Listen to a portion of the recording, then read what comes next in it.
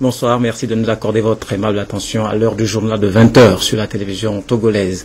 Des populations heureuses et comblées d'espoir, c'est l'image que l'on retient ce jour de l'importante cérémonie présidée par le chef de l'État à Djarbanga dans la région centrale. Il a procédé au lancement des grands travaux du projet de développement rural intégré de la plaine de Meaux, censé offrir de meilleures perspectives d'épanouissement aux habitants de cette zone autrefois enclavée. Et tout comme eux, les artisans de Sotobois peuvent déjà commencer par fêter la Pâque avec enthousiasme. Le président de la République leur a offert des kits de matériel destinés à leur ouvrir les portes de l'entrepreneuriat. Nous y reviendrons. Et pendant ce temps, les préparatifs de la présidentielle se poursuivent. Les populations sont appelées à participer pleinement au processus. Cela nécessite de leur part une meilleure compréhension des informations relatives à la tenue du scrutin. Le ministre de l'administration territoriale en a fait son cheval de bataille. Sa tournée de sensibilisation a atteint ce samedi les populations de Legbasito. Denis Baga est à pied d'œuvre. Nous aurons ce reportage dans quelques instants. Démarche quasi identique de la part de Sina Lawson, ministre des Postes et de l'économie numérique. Elle était avec les populations d'Agouegan pour relayer auprès d'elle le même message de paix et d'appel à la retenue. La ministre était accompagnée des membres de l'association Vemianou, mouvement spécialisé dans les actions de développement. Patrice Boko. Nous sommes à Agouegan dans la préfecture des Lacs. Cadre du milieu, population des 7 villages du canton d'Agouegan était à ce rendez-vous d'échange pour une élection calme et apaisée au Togo autour de la ministre Sina Lawson et les responsables de l'association Vemianou.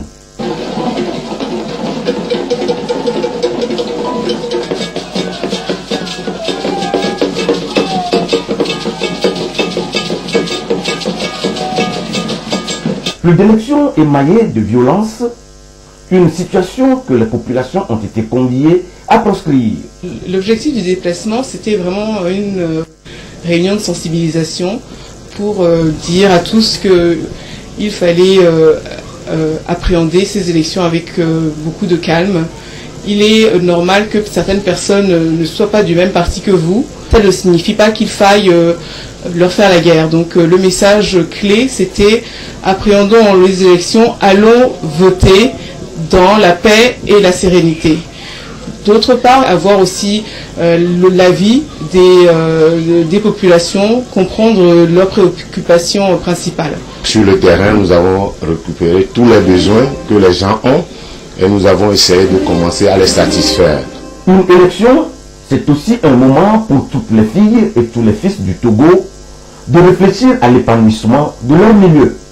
Une visite de la latrine en construction pour le PP à Agouegan, œuvre de l'association Vemianou, a mis fin à la rencontre.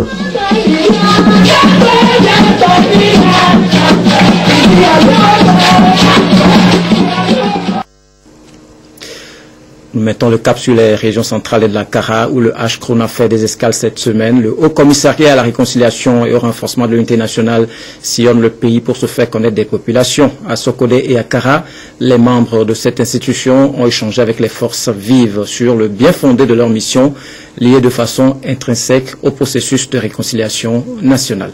Nestor Moussou. Dans sa tournée nationale, le H-Kroon a déjà parcouru les régions centrales et Kara. À Sokodé et à Kara, les membres du Haut Commissariat à la réconciliation et au renforcement de l'unité nationale ont échangé avec les préfets, les élus locaux, les responsables des forces de défense et de sécurité, les chefs traditionnels, les représentants des partis politiques, les leaders religieux et d'opinion, les responsables des organisations de la société civile et les médias, sur la mission qui leur a été assignée. Plus spécifiquement, le H-Kroon entend créer une interaction avec les populations en vue d'une appropriation du processus de réconciliation nationale. Il s'agit également d'amener les acteurs à examiner la meilleure manière d'aborder le programme de réparation pour une satisfaction des populations. Les groupes cibles rencontrés ont aussi la possibilité de mettre leur avis. Ce que nous recommandons au H-Kroon, c'est qu'il faudrait sincèrement parler aux acteurs politiques et nous appelons aussi à nos compatriotes que la réparation n'a pas toujours le sens de recevoir de l'argent, de recevoir des vivres, d'être nommé tel. Non. la réparation peut être une réparation commune. Ça peut être un monument sur lequel on porte votre nom. Créé par décret présidentiel le 24 décembre 2014, le Ashkroun a été installé le 5 janvier 2015 et a démarré ses activités le 19 mars dernier. Il devra mener des actions de nature à contribuer à l'instauration d'un climat social et politique apaisé, mettant ainsi en œuvre les recommandations de la Commission Vérité, Justice et Réconciliation. Les médias constituent un acteur clé du processus électoral en cours. Les différentes organisations de presse essaient de recycler leurs membres dans le moule des principes sacro-saints du métier relatifs à l'éthique et à la déontologie. Des journalistes sont formés à comprendre le processus électoral pour mieux le restituer. Au même moment, d'autres acteurs apprennent les rudiments du monitoring pour mieux surveiller les différentes émissions pendant cette période sensible. Charlotte Moussibé.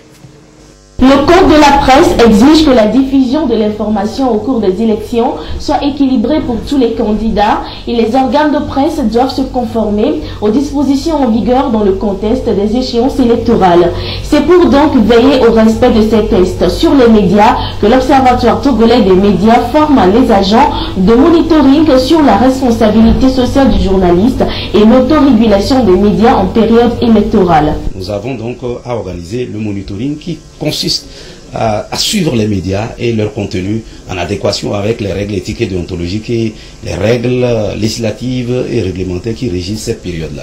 Donc il est important que nous formions les agents de monitoring sur toute l'étendue du territoire. Il faut les outiller à maîtriser les techniques de monitoring et que après le monitoring, qu'on puisse s'en inspirer pour savoir si les médias audiovisuels, la presse écrite ou les médias en ligne font bien le travail. Après donc le processus électoral, sur la base du monitoring qui a été fait, eh bien, nous allons faire un rapport qui sera rendu public sur le comportement des médias au cours de ce processus électoral marquant la présidentielle de 2015. Ces agents seront déployés à partir de la semaine prochaine sur l'ensemble du pays afin de jouer leur rôle de contrôle de la presse avant, pendant et après les élections. Le projet est financé par le Programme des Nations Unies pour le développement PNUD pour permettre à l'Observatoire togolais des médias de réussir sa mission.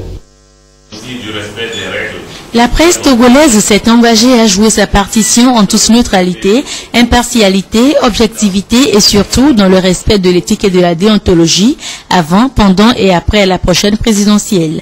Mais encore, faut-il que les journalistes eux-mêmes maîtrisent le cadre institutionnel, législatif et réglementaire dans lequel est organisée cette élection afin de mieux informer l'opinion.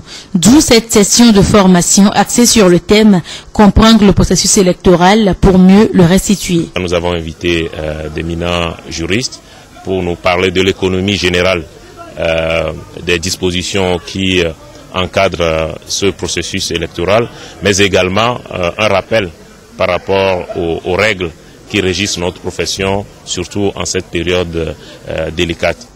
Ces patrons de presse partageront aussi l'expérience du Sénégal, réputé avoir une longue tradition en matière électorale. C'est les organes, disons, professionnels des médias, les associations faîtières des médias qui ont participé à ce processus-là et qui ont permis de donner de la crédibilité aux médias sénégalais pour pouvoir, dans un processus électoral, faire entendre une voix, et une voix audible, une voix crédible, une voix qui permet de rassurer les citoyens. Le vice-président de la HAC a appelé l'ensemble des médias à un professionnalisme aigu pour qu'au soir du prochain scrutin, la presse togolaise soit classée parmi les acteurs les plus méritants du processus.